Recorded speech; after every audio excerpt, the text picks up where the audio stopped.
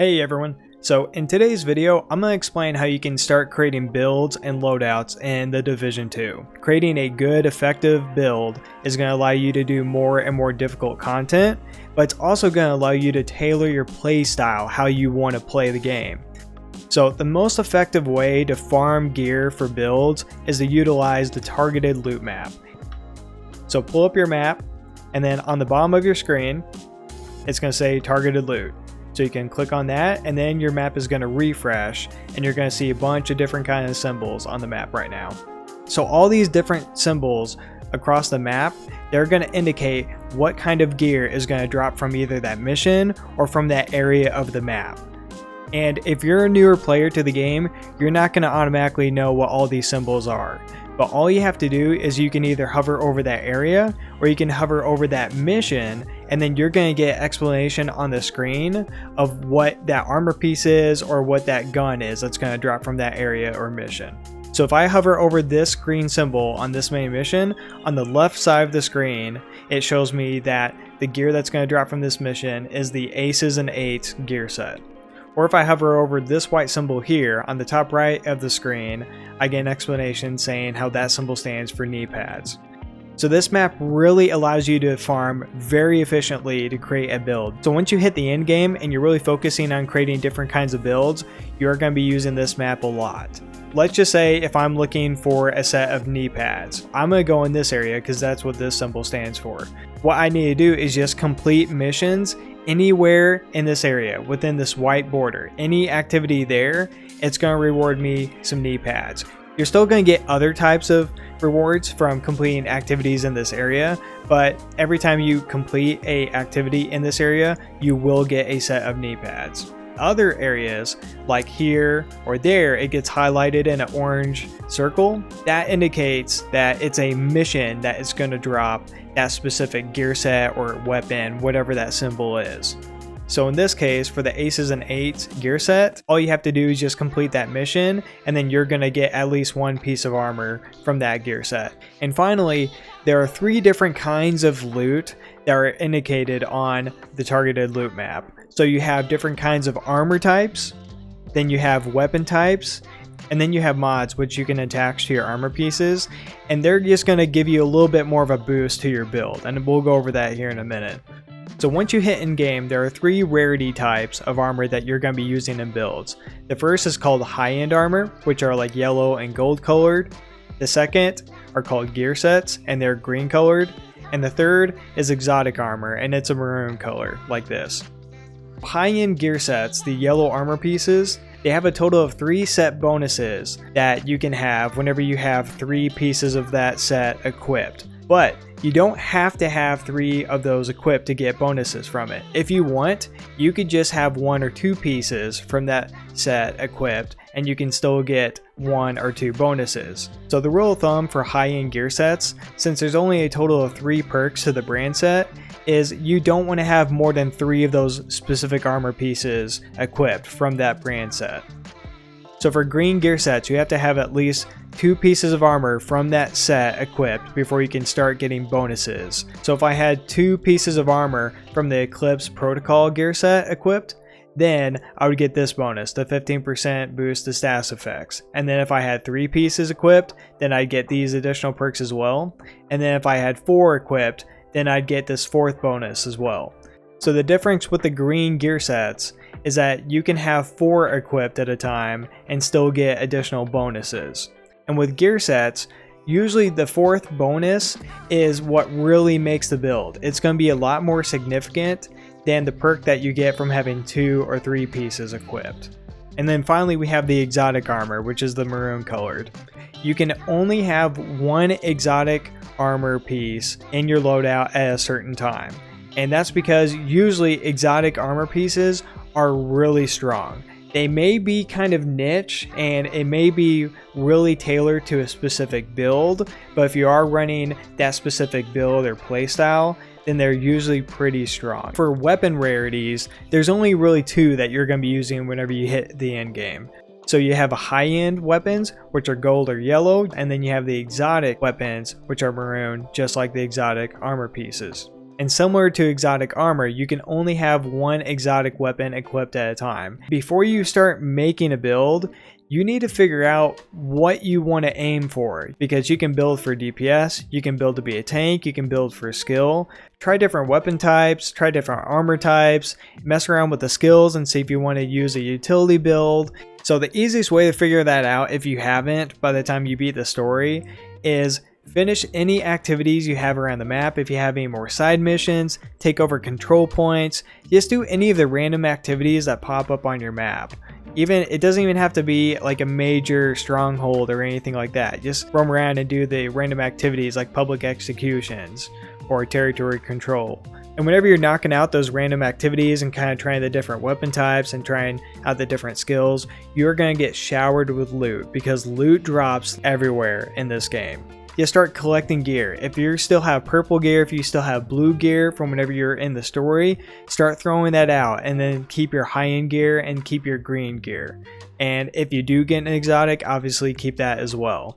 Finally, you're ready to make a build. You got a bunch of gear from just doing those random activities. You got a bunch of weapons as well. It's time to actually look and see what gear sets and what brand sets you have. And you want to specifically look at the bonuses that those sets provide you. And you want to see if those are going to complement your playstyle, or if they're going to complement the kind of weapons that you want to be using in your build. So the other day, I got the exotic shotgun Scorpio to drop. I knew I wanted to create a build around that. That is why I'm using the Hunter's Fury gear set, because I get a bonus damage to shotgun and SMGs, and then I also get armor on kill and health on kill. And then the 4-piece bonus is I get additional damage for being within 15 meters of an enemy, and then I also apply status effects to other enemies whenever I do get a kill.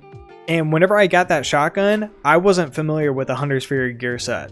I just randomly had a piece of armor from this gear set. I looked at the bonuses and I knew that this would be good for a close quarters shotgun build. So whenever I decided I wanted to create a build around the Hunter's Fury gear set, all I did, I just pulled up my targeted loot map like I showed earlier. I found the area that had that gear set, and then I just farmed it until I got a full set of it. So if you do decide to go with a green gear set, then you want to make sure that you have 4 pieces equipped at a time. But then you still have 2 more areas that you can fill up, and you have total freedom of what you want to put in there. But with your last 2 pieces that aren't a part of your main gear set, now you're really trying to optimize your build. Now you're trying to kind of like fill in the gaps. If you want more armor, then you could pick 1 or 2 pieces that have a lot of armor and get you a little bit more tankier. Or if you want some more damage, you could pick 1 or 2 pieces that have damage buffs to them. And then that's what I did with this build. For this build, for my extra 2 pieces, I ended up picking pieces from 2 different gear sets, because I just wanted to have the first perk from that brand set, like the 15% headshot damage from this brand set. And then from this brand set, I just wanted to have the 5% weapon damage. And then I also had a good roll on weapon damage and the core attribute as well. And this build is almost all damage. And the easy way to find that out is by the colored symbols on each piece. So here you have blue, red, red. You have red, yellow, red, red, red, red. So whenever you see these symbols, red means damage, blue means armor or health, and yellow is a skill bonus. And then you get an indicator up here, and this just kind of shows how much of your build is tailored to which of those areas. So if you're at the point of where you're just now creating builds, don't focus on perfecting your loadout right now. All you need to focus on is just finding brand sets or gear sets that complement how you want to play the game. Once you get more experience and once you start getting more gear, and then you can start focus on weapons or armor pieces that have god rolls or just really high quality rolls. Once you do have your build actually equipped, then you have the ability to save it, and you can save multiple builds. All you have to do is go down to loadouts, you can click on that, and then you have the options down here on how you can either overwrite a current one, you can save it, then there's options to where you can rename it, you can send it to stash, you can save multiple. I only have 3 right now because I just deleted a bunch of my old ones. What I usually do for a build if it's a build where I really like, I'll make a couple variations of that build. So right now, this is kind of a hybrid. I have 861,000 armor. It's not bad, but it's not necessarily good. So a lot of times, I'll go in and swap out these two pieces that don't have any additional armor. They're just DPS pieces, and I could swap those out for armor pieces, and that would bring up my armor, say, to like 1.2 million, and then I would save that as a second loadout. Once you find a build like this that you like, then start making variations of it, and then that's how you really start learning the game more, and that's how you really start getting more familiar with the building and start getting familiar with what exactly you want in a build in general, I guess. Then there's also a couple more stats to each armor piece that you want to pay attention to as well. Each armor piece will have a core attribute and will also have normal attributes as well. And there's a wide variation of stats that can drop in any of these three areas. And usually the core attribute is a lot stronger or more significant than the attributes below. The core attribute could be anything from additional armor, or it could be additional weapon damage. So whenever you're trying to fill in the gaps with the extra 2 or extra 3 armor pieces that you're trying to put into your build, you want to pay attention to these brand set bonuses up here, but then also the attributes as well, because the core attribute can make a big difference in your total damage, or it can make a big difference in your total armor. So once you get a build that you're relatively happy with and you're trying to really optimize, there are ways to where you can get better stats in your core attribute or in the attributes area, and that's called optimization. I'm going to save that for another video because that is a whole separate topic on its own, and I really want to give that the proper time to explain that it really deserves. And the last thing we'll go over are going to be armor mods, which can be found on the bottom right side of the screen. The mods that you're able to attach to your armor pieces are going to be these 3 categories on the top, and all these different categories are mods that you can attach to your equipment or skills that you currently have equipped. Offensive mods are all focused on adding additional damage to your build. So if you click on there, on the right side will indicate what that mod does. This one does additional headshot damage, this one does as well, and then this one does additional critical hit chance. You can also get critical hit damage as well for this area. Defensive mods are all based around health or additional armor or recovering after getting a kill. This mod gives you additional armor after a kill. This one does as well. And then this one provides additional protection from elites. Elites are enemies that have a yellow health bar. And utility mods are all focused around buffing the equipment or the skills that you have equipped. So this mod gives you a 17% repair skill buff, which is how you repair your armor in the game whenever you've taken damage. This one gives you additional skill haste, and then this one gives you skill haste as well. And skill haste will shorten the cooldowns that you have on your equipment or skills. So you use mods by attaching them to specific armor pieces. So all you have to do is select a specific armor piece, and then down here it'll say mod, and you can see the keybind or the button on your controller that you'll need to press. Click that. Each armor piece has a couple different kinds of mod slots. The one that's in the shape of a square, that's how you can attach the mod type that we just went over. And then there's also a couple circular spaces as well. And both of these are for appearance. There's usually one to where you can attach a different kind of camo, and you get these kind of camos for completing activities in the game. And then the other circular spot is for transmog, and transmog is whenever you make a armor piece or maybe a gun look like another armor piece or another gun in a game, but it still functions like the original piece. It's just for appearance only. So after watching this video, I think you should now have a basic understanding of how you can start working towards creating builds in The Division 2.